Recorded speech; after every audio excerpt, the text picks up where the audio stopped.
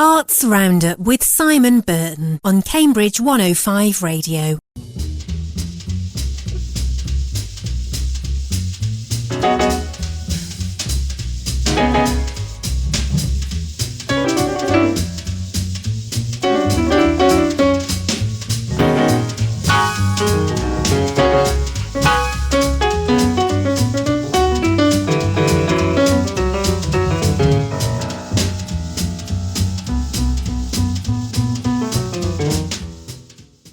Hello and welcome to Cambridge Arts Roundup, an hour where we will explore work from a key American artist, encounter a Magdalen College student poet who's founded a new society and is winning literary prizes, and discover an art trail at the Botanic Gardens. In this edition, we go on tour of the Fitzwilliam Museum and talk to artist Glenn Ligon on his thought-provoking show entitled All Over the Place. We sample some new poem recitals with Joe Wright, student founder of Magdalen College Poetry Society, and hear about the literary scene. The university's team leader, Holly Clothier, invites me to meet the artists and sample what's on offer for artists and children at the Botanical Gardens. Seeing art as an intellectual process and an ongoing public conversation is a key concept, which has inspired the Fitzwilliam Museum to do something radically different. It's focusing on American history and significant relevant museum paintings and artefacts, creating sparks and talking points with contemporary art. Artist Glenn Ligon has been given carte blanche to exhibit and reposition museum paintings with the help of a curator throughout the galleries in his new show entitled All Over the Place, and prompts us to consider the great many contemporary things that matter while enjoying striking work, and also explore the reasons why it's being juxtaposed with existing exhibits in terms of possible meanings. Hadda Rashid, Senior Curator in Contemporary and Modern Art at the Fitzwilliam, introduces Glenn, who's the first black artist from America to be given such a licence as a solo at the Fitz. Hadda, this show has taken a heck of a long time to get together. Tell me a little bit about what it took to curate it. So we started the conversations about 3 years ago, and we reckon around over 1,000 years of cultural production and artistic practices in terms of the collection, Fitzwilliam collection, and a couple of pieces from Trinity College collection and Glenn's own work. So what we spent a lot of time doing is looking at stuff, and a lot of that would have been dead end objects or artworks that we weren't going to look at, but it's such a massive collection that we felt like we needed to look. So for a good year and a half, it was just coming and going to see collections. So one of the key themes we take from this exhibition, or put a place into the exhibition, is the idea that meaning doesn't stay still. Meaning shifts. So if you think about the Degas prints and the fact that he cancelled them and knew they would be printed after he was dead, kind of license for other people to read his work that he had essentially said was non-readable. If you think of Cavafis's barbarian poem out with the different translations all existing at the same time. So much of the show is about looking at objects differently, thinking about different contexts, different times, and how meaning changes. And also the influence of artistry, aesthetics and visual effect on objects. Now, there's one thing to juxtapose objects next to each other, but it's also about American history, isn't it? Very much so. Glenn's practice takes a look back, so he uses cultural figures and writers such as James Baldwin or Richard Pryor, Zora Neale Hurston, and even Gertrude Stein, and has conversations with them in his work and quotes them. But his practice is about identity and it's about meaning. And so I think, yes, his practice has a distinct American sensibility about it, but I think those themes and ideas transcend. As an artist, how would you characterise Glenn? Deep thinker, very, very thoughtful. He deeply ties in ideas with visual effect and artistry and the methods in which he makes his work. Glenn Ligon gave me an expansive tour of his work and joined me to tell me about how he's consolidating his life work and ideas in this important show. Glenn, tell me a little bit about yourself. What's your background? Born in the South Bronx, grew up in New York City, still live there. Started studying art, I guess, in high school. I think when I was 30 years old, I got a government grant in the United States, and that's when I decided I was an artist because the government thought I was an artist. You're working with paintings, neons, works on paper, prints, photo-based, videos, and installations. You have a lot to say, by the sounds of it. Well, I think one nice thing about working as an artist these days is younger artists don't feel the need to be confined to one medium. So they do paintings, but they also do videos, they also do performance. So I take inspiration from younger artists who are very broad in their interest and express it in a lot of different ways. How important is really intelligent communication for you, being understood properly in terms of identity and the way people see you? I don't think we all agree on what things mean. And so I think an artwork, if it prompts good questions, that's enough.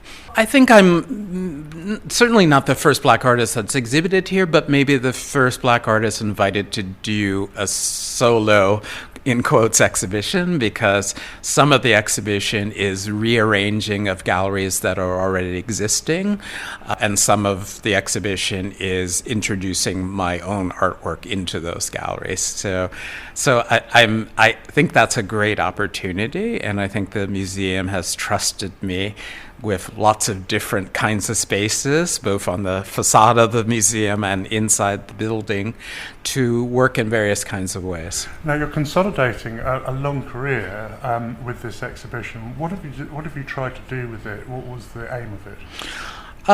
Well, I think, in some ways what I'm trying to say is that my artwork comes back to certain touchstones, James Baldwin being one of them, African-American author whose essays and novels have been hugely influential to me, and so I make paintings that use text from his essays.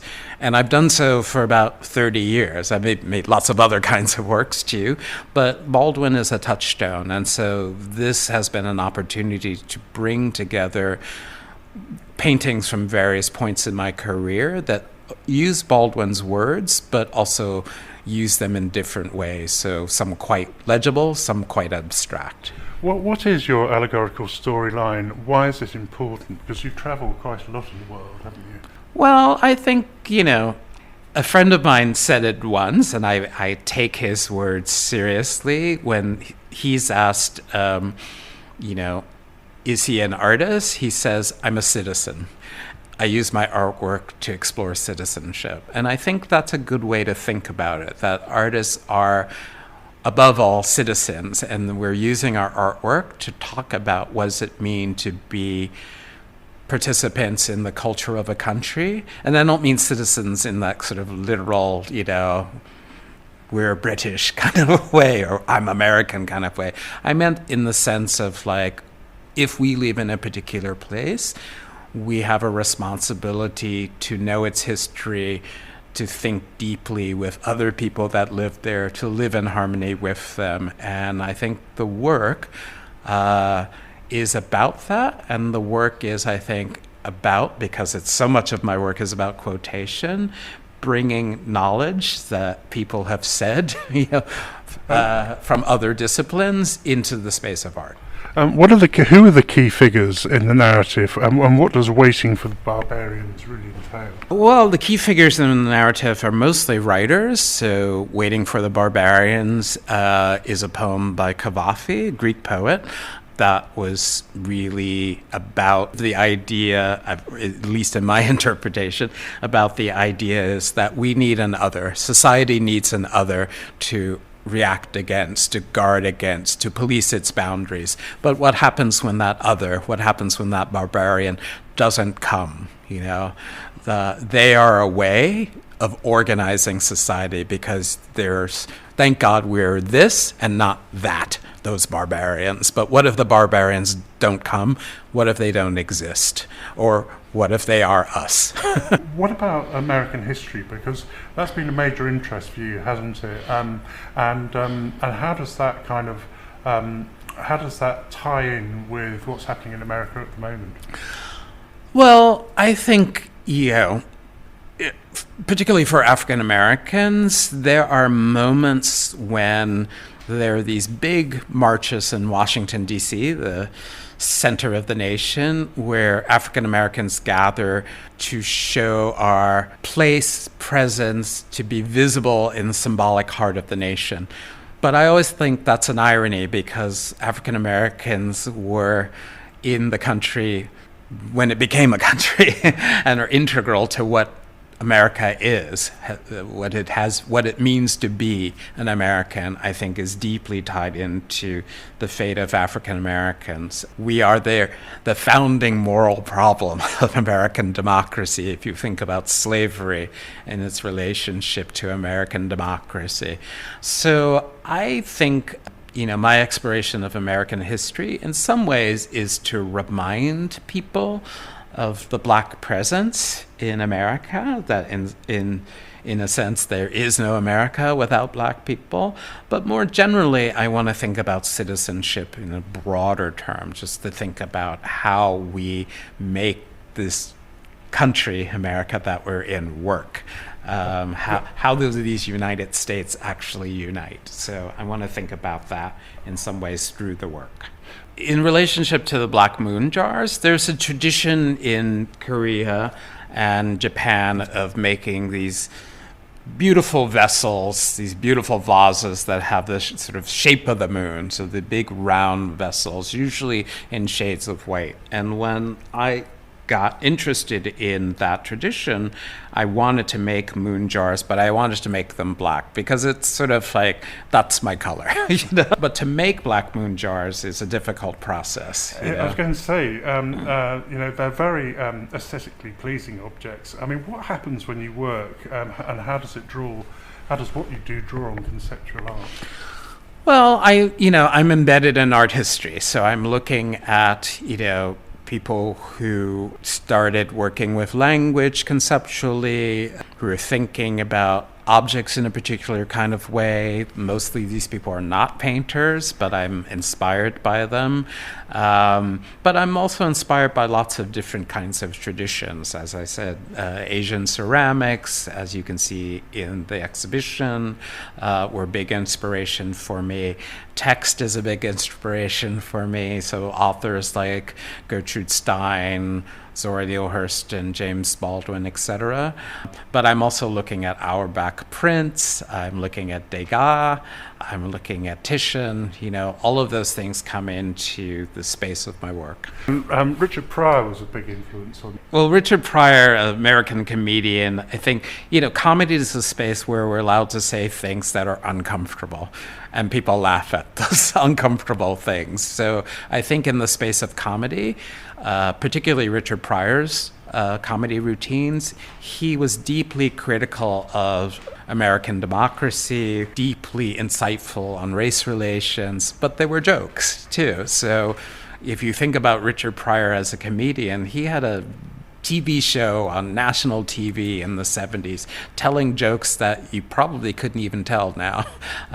But a deep, deep sense of what it means to live in America you get from Richard Pryor, but they're in the form of jokes. And I think he's had a huge influence on me, so that's why I've made paintings using Richard Pryor jokes. One of the things that's been interesting is to figure out different strategies to display my own work, but also figure out strategies to just rehang existing, museum hangs. So, for example, in the Flowers Gallery, where there were 15 paintings, now there are 75 paintings. And that was my idea to, let's just fill this gallery up with flowers because they're beautiful, but also let's fill them up with flowers to talk about collecting practices and think about where these flowers are coming from. They're coming from colonial holdings all over the world. If you see a parrot in a Dutch still life painting, well, that parrot's not native to the Netherlands. That parrot is coming from a colonial outpost. And so I want people to think about the beauty of those flower paintings, but also the trouble, How do you want to change people's perspectives in the show?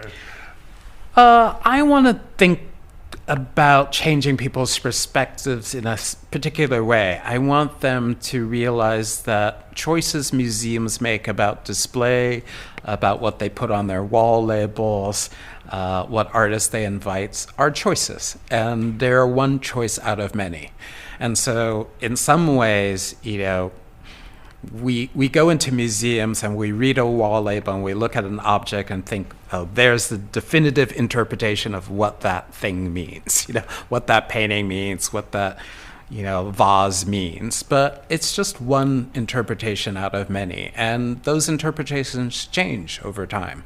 And so that's one of the things I'm thinking about, is like to give the viewer the possibility to say, I have another point of view on this, or point of view is as valid, Can you describe some of the highlights? Well, some of the highlights for me were in the Italian galleries, where I've hung my drawings interspersed among Titian's and things like that. That was a thrill for me.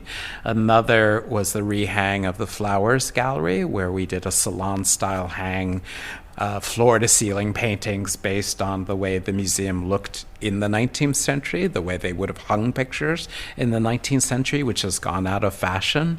And the Neon on the Facade, my Cavafy poem that's Waiting for the Barbarians, rendered in neon on the facade of the building. So as a nod to, even when the museum's closed, the work is still there, still present, addresses the city in a different way.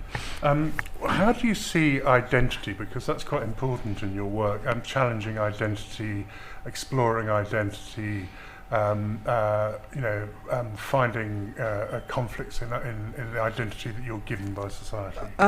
Well, I think that identity is, Baldwin has a great quote about it, which I'm going to misquote, but he said it's like a garment that you put on, and often it's better if it's a bit loose.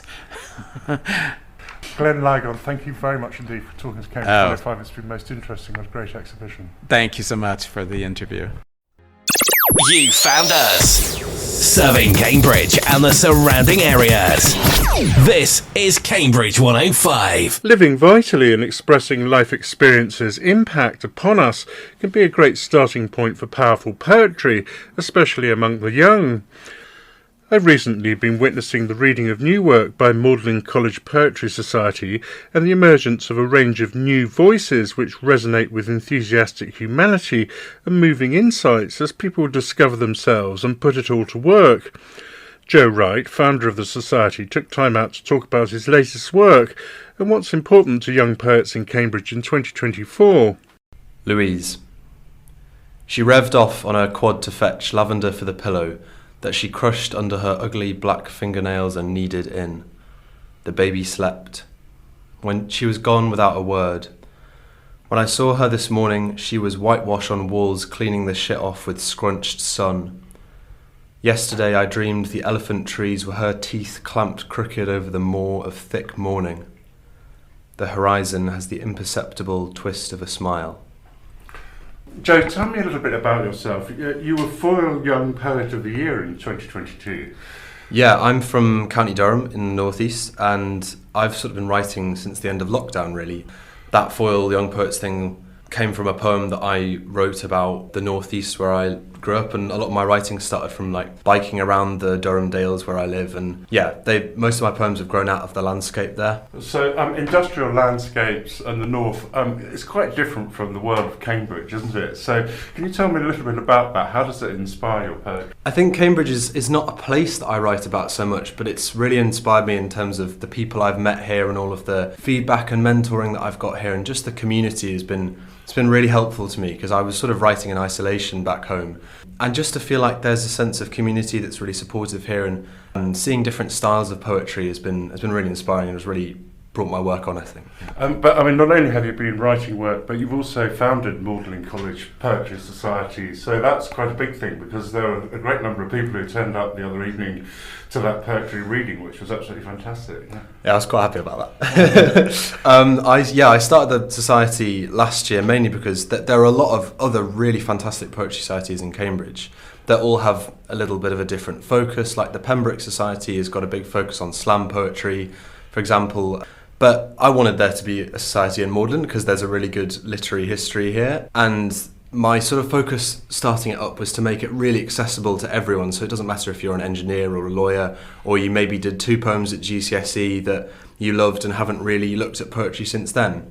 And then, of course, there are people like me that write quite often. And I think my mission for the society has been to bring all these different types of people together. And I think that sense of community you get from that, and the feedback you get from people that don't write very often and people that do, is really helpful for sort of both ends of the spectrum, if you like. I gather that you're going to be bringing in high-profile poets. I mean, you mentioned some as Rowan Williams, Mary Jane Chan and Isabel Dixon. Can you tell me a bit about them and why they inspire you? It was really amazing to get all of those speakers in last year. A lot of the time that started off with people that I knew were in Cambridge. So Mary Jane Chan had a 1-year post here and did a little bit of mentoring for me, which is really cool. And so I thought I'd invite her in, and then Rowan Williams has a connection to Magdalen, so that sort of made sense. And now I'm starting to look further afield and try and bring in a lot of different voices that I have found really inspiring, and I think who I also think will be great in conversation with students. And so which eras and movements are you most interested in poetry? I've always really liked Anglo-Saxon poetry, though I don't really know Old English, but I enjoy the different types of poetry that you get in Anglo-Saxon poetry, yeah. And I love medieval verse as well. I studied it last year in my first term, and I just found it so different and so weird and wonderful that's had a big impact on me. But I suppose the poets that have really inspired me in my writing are from the 20th century, people like Seamus Heaney, sometimes Ted Hughes, and then more contemporary people like Katrina Porteous, Imtiaz Darka, Zafar Kunyal, people that write a lot about place and are interested in different dialects and things. Those are the poets that really inspire me. I mean, what kind of things are you attempting to do with your art, basically? What I've really learned from being in Cambridge is that it's maybe not so factional as people might think. I know there are different movements and there are different groups, but I've found everybody to be really receptive. And I think the mix of different styles that you find here, probably more than a lot of other places in the UK, is very generative and very fruitful. Magdalen Poetry Society maybe focuses mainly on page poetry, and we focus on helping people start to write. But you know, I'm trying to do as much collaboration as we can with different people in the city and different societies to really get a sense of that blend, because I've learned a lot from people that don't write like me at all. So anyway, let's have a little bit more of your poetry. Can you read me Kill Hope Cross, which that sounds interesting. Yeah, Killip Cross is a mountain pass in the North Pennines, and this is a poem that was in the Mays Anthology of Oxford and Cambridge writing last year, and it's also a poem that's sort of after Seamus Heaney. There's a line in this poem that's from a line of Seamus Heaney's poetry. Killip Cross. He found me on Killip Cross, clinging to the quivering tightrope air, in a heap by my bike, and the small stone cross stuck squat in the verge, like the hook of a line between the unimaginable space above and the docile fells rolling out below. He pulled up, and as the door opened, I nearly said I loved him. Instead, he gave me water and a smile. There were a few minutes of breath catching. We were 2 kites tied to the same pivot, meeting between gusts in that strange hurry of things we knew were yet to come, the contours separating gently into valleys, wind buffeting words along to 1 year later. Untied from each other, we crossed. He texts me that he drives up there sometimes. I write these lines to pull him just a little closer. That's a very powerful poem.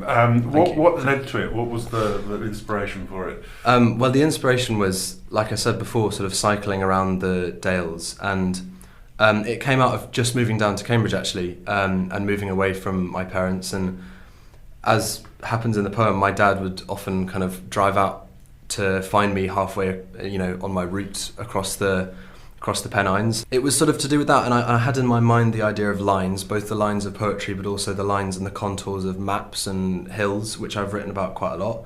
And so yeah, it was the idea of lines and that sense of a place that connects you both to where you've been and where you're going. Anecdotally, one of the things that started me writing poetry was firstly cycling, as I've said, but also going down a lot of abandoned lead mines around the landscape in the North Pennines.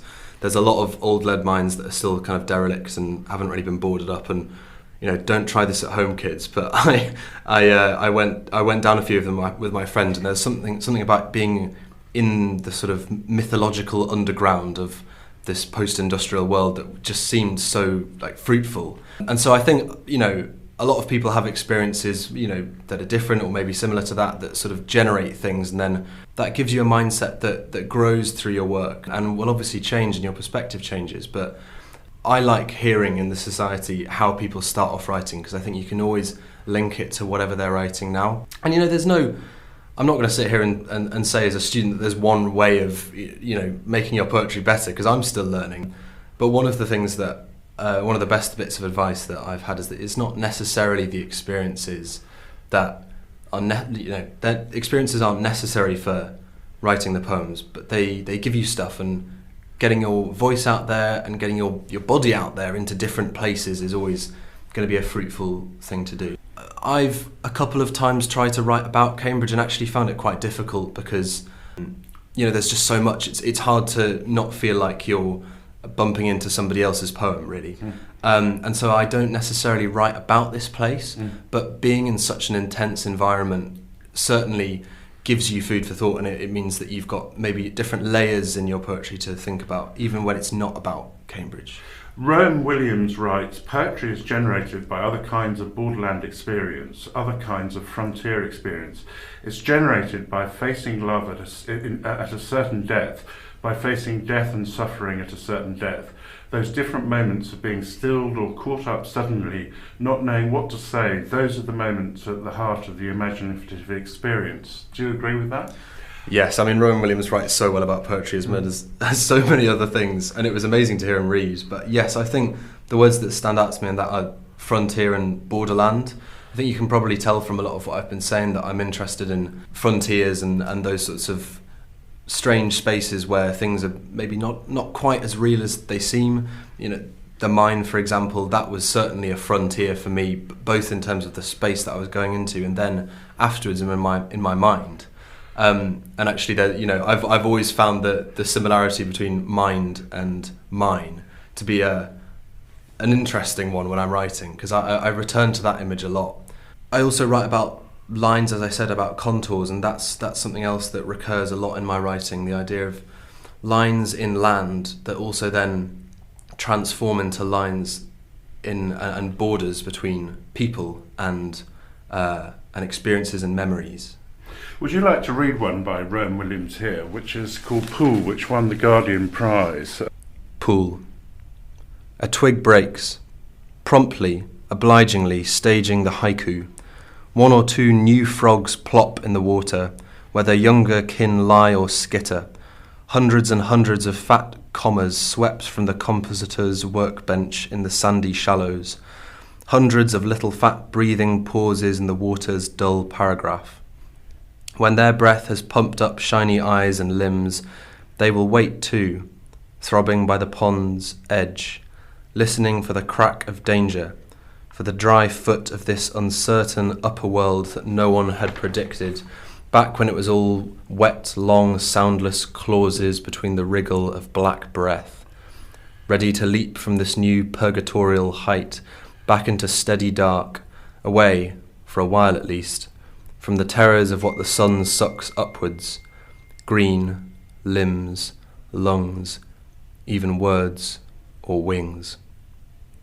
So, Williams comments that love is one of those things which, if you find the words and the imagination for it, somehow carries you round and through over the fear of death.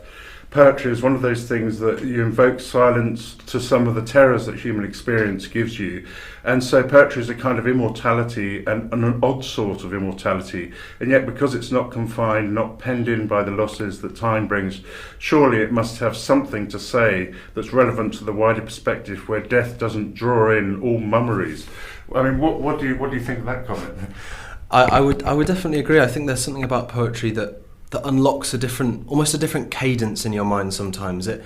It's often said that we don't really make any original images. We're often dealing with the same material, but someone will unlock a cadence about something that changes you really as a person. I mean, for me, that was Seamus Heaney was my sort of first love in poetry, and I think there are a lot of Heaney's poems that really correspond to that. That quote from Is there a favourite? Oh, there's too many. I think, well, one that stands out to me listening to that Rowan Williams quote is what's it called? St. Kevin and the Blackbird, which has the sort of feeling of a parable, and is all about giving yourself entirely to something, almost as the poem sort of gives itself to you. And a lot of Heaney's work deals with those sort of frontiers and boundaries of writing, and how writing will transform memories and transform your sense of life and death. Ezra Pound said that the grasp of poetry fully is a discipline that you need to put in about as much time as it takes to become a piano teacher. Would you agree with that comment? Well, I need to spend a few more hours, to be honest. I think, I mean, Pound is quite didactic in general, and I hate to kind of do those big manifestos where you say, oh, you must spend so many hours, or you must do it in this way. There are a lot of different ways in which people have become amazing poets, and often that will come out of the sort of situation of their lives. I know that I need to write more regularly, and that's something that I'm trying to work on. But sometimes you might not be in a very fruitful period, or sometimes you might have a different form or genre of writing that's sort of percolating in your brain. I think I tend to write just poetry, but I know a lot of people that also write short stories or plays in Cambridge, and I think they bring a different perspective to their work after that. What are the problems you have with language? Well, one of the big problems for me has been voice, because as you can tell, I grew up in County Durham, but my parents are from the south. I don't really speak in a County Durham dialect, and I found myself when I was early on in my writing using more of a northern accent and Durham dialects, and then this was something that I felt uncomfortable about, because I think there was a subliminal part of me that wanted to come across as more links to the place where I grew up in, and actually learning to let go of that and allow the part of my voice that I've felt less proud of to come through has been helpful, and it's something that I'm still working through. And I'm writing about at the moment in my dissertation with Katrina Porteous and Basil Bunting, who both have very different approaches to voice and northern dialects. Let's have some more of your voice. Do you want to read me brag? Sure. What is brag exactly? A brag is a sort of tricksy spirit from the Durham Dales. It's a sort of folklore figure. And what's going on in this poem is that I wanted to explore the sort of spirit of brag. And then I've worked at the Walsingham Show, which is a country show, it's the oldest one in England, for the last few years. And while I was doing the car parks there, I realised that the Walsingham Show is full of the spirit of brag. And so the second part of this poem is placing this old folklore spirit into the context of a modern country show. Yeah. Brag. Towards a definition of brag. More marginal than fairy or Tom Thumb, they're hardly ghoulish or spirit, just canny, rattling the clout and composure of each unlucky codger who trundles his cart through the moors at dusk. Sometimes a bucking horse, sometimes the silhouette of four bairns stock still under a big white sheet. They are the collywobbles, the spines prickle and the brains bolt. But they are lonely, being no more than a sublunar quirk, with no place in the enlightened world, in thrall to the lead underbelly of North. As brag.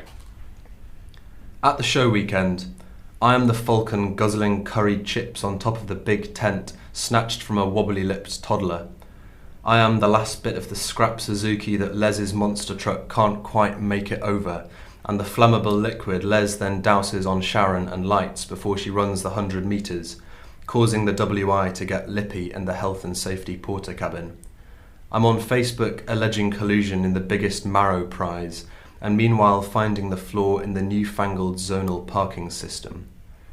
Petrol and horse dung flood God's good air, and as things get skanky, I rain everywhere. Wonderful. Well, that's a super piece. That's absolutely fantastic. What would you say was your favourite Desert Island Disc anthology? The anthology that I read the most is the Land of Three Rivers anthology, which is a northeast poetry anthology by Blood Axe Books. But to be honest, I don't read that many anthologies. I tend to just go in single collections. So if I was going to do a single collection, at the moment, I would probably say Recitals by Katrina Porteous, which came out a couple of months ago. And Katrina Porteous is such a wonderful writer, and a lot of her poems are radio poems, so quite fitting for this. And she uses lots of layered voices and natural sounds in her poetry, which I think is really interesting and exciting. And Recitals' scope as a collection is sort of universal. It starts with the prehistoric animals and landscape of the land that is now the northeast of England, and it goes into her own experiences with fishing communities in the northeast coast. And then the second part of the book is all about new technologies like AI and the Antarctic research techniques there, and space exploration. And I just find her such a wonderful writer because she engages in so many different ways with science and with different communities that have maybe been forgotten by our mainstream presses. And I think it's just really refreshing to see a collection that's so wide and so public in its scope. We're now entering a world in which, space isn't just the only final frontier. We've now got technology that seems like it's its own world as well with AI. And I think that this poses a big challenge for poets, and it's one that Katrina Porteous really takes head on and tries to find what is intensely personal and human about these places and landscapes and these whole new ways of experiencing life that can often seem quite detached from the human. And I think she uses a lot of metaphors in that collection that link the Mars rovers and other technologies used in the Antarctic to the human body. And I think it's a big challenge. It's not like all poets have to take it on. It's not like there's a sort of onus on everybody to write about a particular thing. But I find it interesting that she's really engaged in trying to make what is universal and new and challenging about science that will often feel detached from us to feel really human and really intimate. Joe Wright, thank you for an absolutely wonderful talk on what's happening in poetry in Cambridge, and I wish you all the best for the future. Thanks for having me. One of Cambridge's most valuable artistic resources has to be the extensive botanical gardens, and artists such as Henri Rousseau exploited similar botanics in France, with his Tigers in Paris paintings as a classic example. Well, before the lightning and storms close in, which of course featured in Rousseau's paintings, I snuck down there to find out about the garden's amenities and art trail, and encountered artists at work and plenty of material for inspiration. Holly Clothier is head of the learning team at Cambridge University's Botanical Gardens. Here we are on a beautiful sunny day in a particular area. This is used largely for children. Can you tell us a little bit about where we are? Yeah, so we're looking out over the school's garden, and we're by the garden room. So this is the really safe kind of separate contained space within the garden that's used for school groups that are visiting for a taught workshop or for a self-led workshop, but also lots of families and community groups come in and use this space, and we do an awful lot of arty and visual work in the garden room. This is a nice, safe environment, and I can see that there's some very exciting artwork on the walls here. Tell me a little bit about that, and how did that come about? It's a brand new piece of art that's been created in collaboration with a local artist called Annabelle Lee and a charity group called Make, Do and Mend that bring together people who have certain mental health requirements, and they come together to share different skills and do creative activities together to help sort of tackle social isolation. So they, through our community programme that we have in the learning team, came together with local artist Annabelle Lee and have created this amazing evolutionary timeline that depicts the evolution of land plants, starting from the very earliest plants that were about 480 million years ago, right through to the flowering plants. And these are quite exotic plants they're painting. I mean, for the taught workshops, art, I guess, is just one tool that we use to engage the children with plant sciences. So they'll typically arrive here about 10 a.m, they come in, get settled down, have a snack, and then one of our school's learning officers will lead a workshop. So, for example, we have a really popular one called Amazing Adaptations, where they may look at things like carnivorous plants, Venus flytraps, but then they will also be doing for some courses they'll be doing kind of, drawings of it. They'll have felt diagrams of a plant and putting all the relevant parts of a plant in place. Or on our family activities at the weekends, there's all sorts of different arts and crafts that go on in here. So what we're looking at here is an evolutionary timeline that was done in collaboration between a local charity called Make, Do and Mend and an artist, Annabelle Lee. So Make, Do and Mend provide a safe space for people who experience mental health distress to meet, to socialise and to learn new skills. So they came together here into the garden room over 6 different sessions facilitated by our communities coordinator, and they worked to learn lots of different skills, collaging, upcycling old materials to produce this beautiful timeline depicting the evolution of land plants. Yeah, so on this end, on the left side, we're looking at about 480 million years ago with the first land plants. So these are things that resembled sort of modern day mosses and liverworts. As we come through the middle, you can start to see more sort of ferns emerge, and then we start to get the seed plants with things like the redwood that you can see, and the magnolias representing the flowering plants over on the right. And if you look closely, there's all sorts of really fun recycled materials that have been used in it. So on the bark of the redwood, the community group was sort of ripping up an old worn leather handbag, and that's part of the texture in it. There's old paintbrushes, there's coffee stirrers, and all the canvases were secondhand from charity shops. So these all had other pieces of artwork on that have just been painted over and repurposed for this timeline. We just this weekend had Apple Day at the garden. So there was a family activity that was taking place in here, and the same artist, Annabelle Lee, who did the evolutionary timeline on the wall, also created beautiful story booklets all based on stories that involve apples in some way. So we have Snow White, we have Isaac Newton, we have William Tell. So the children were coming in here with their families, learning a bit about how pervasive the use of apples are in storytelling and sort of the different imagery associated with it. And then they were doing their own watercolour studies of apples, and we had a different apple variety to match each story.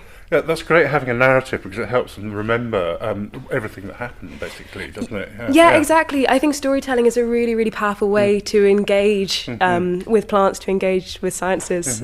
We have a tree, we used to have a tree in the garden that allegedly came from the original tree where the apple was believed to have fallen. Well, it's a question, did it really fall? But the apple is believed to have fallen on Newton's head and given him the inspiration for his theories of gravity.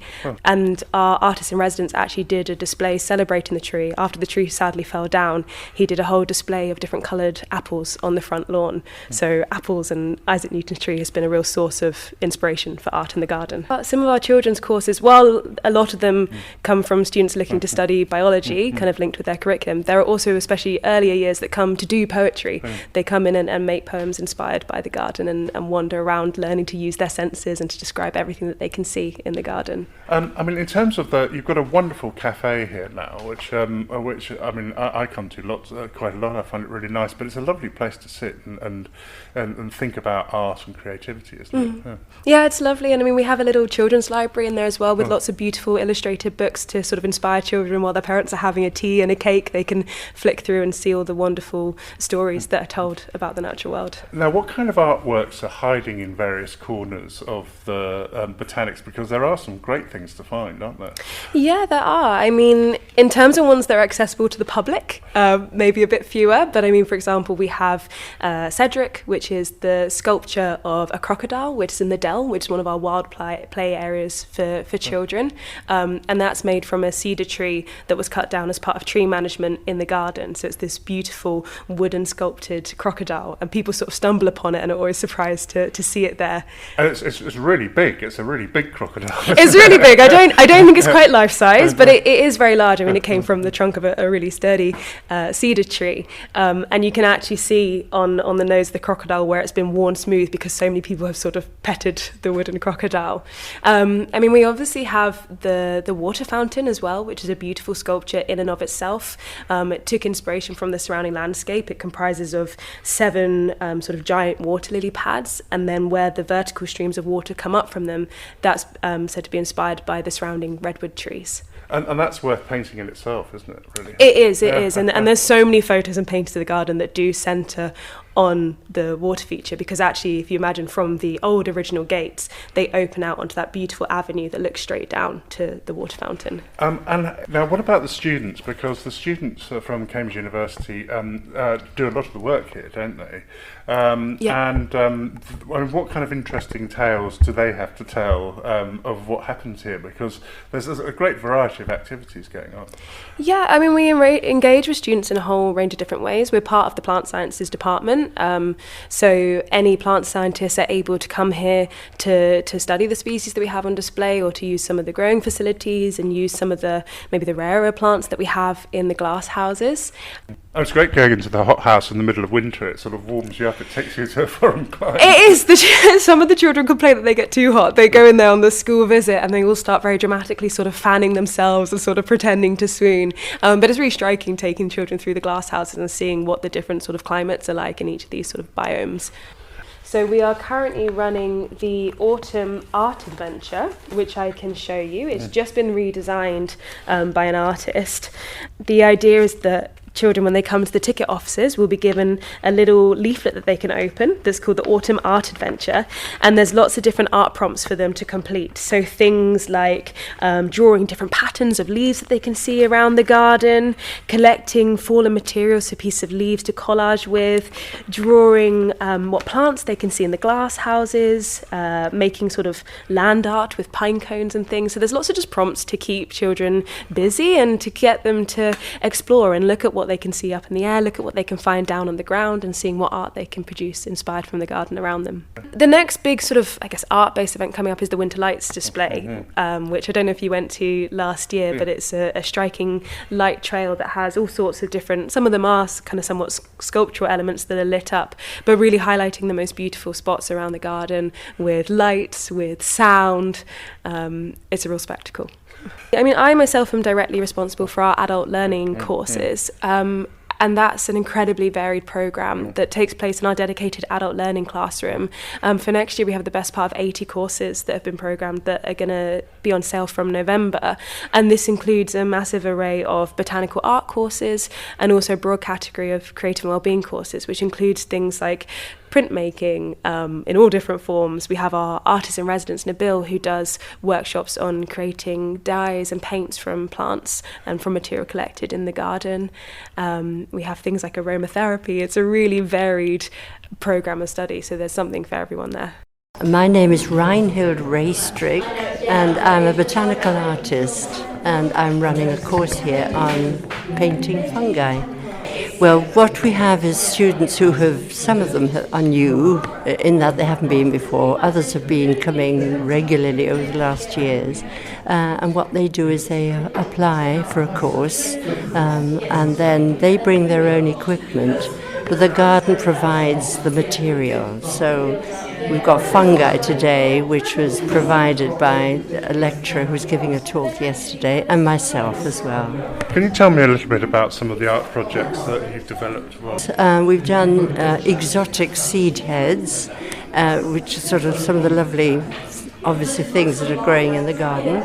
Then we've done conifers, conifer cones with their branches, and again, because they've got a very good collection here in the garden. People enjoy coming, and we have all people from all walks of life and all age groups as well.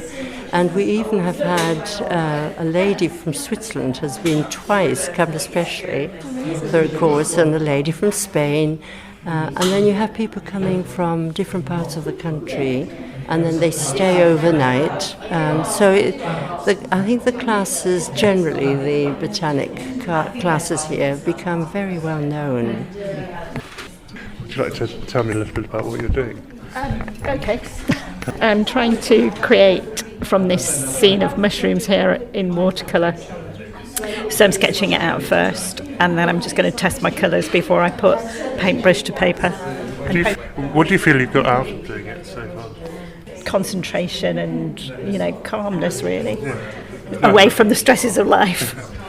So we have lots of different adult learning trails based in the garden. One of our newest ones is called the Dyes from Plants Trail. It was made in collaboration with our artist in residence, Nabil, and his work is essentially creating a plant a colour index looking at what different colours can be extracted from different plants based on their chemistry and based on the type of fixative that's used.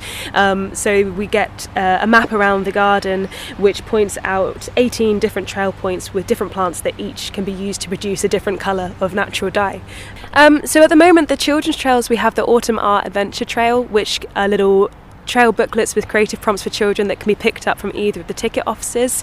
Come December, that will change to Little Robin's Christmas Adventure Trail, which again can be picked up from the ticket offices. In terms of the adult learning courses that we've discussed, there are nearly 80 courses that will be on sale for next year, and they're going on sale from November. Holly Clothier, thank you very much indeed for talking to Cambridge 105. It's been most interesting. Thank you, Simon. It was lovely to have you. Well, now I'm out of breath and we've run out of time, so until the next episode, I'll bid you a fond farewell and hope you'll tune in again to Cambridge Arts Roundup on Cambridge 105 Radio.